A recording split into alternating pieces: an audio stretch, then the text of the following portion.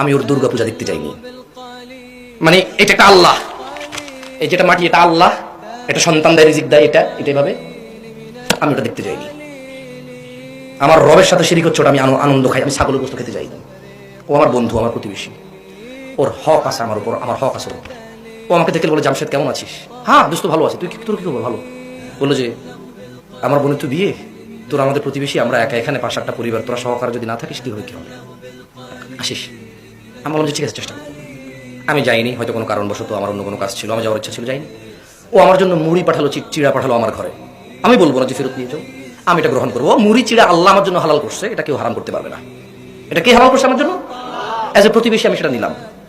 কিন্তু আমি যাইনি। আমার মানে আল্লাহ যিনি আরশে আযীমের উপর সমাসীন, মানে এভাবে মাটি দিয়ে কেউ, গরু দিয়ে, ছাগল দিয়ে কেউ বললো, এটাকে শ্রদ্ধা করলো, আমি ওখানে দেখতে গেলাম ছাগল গোস্ত খাইতে, আমি ওরকম মুসলিম হইনি।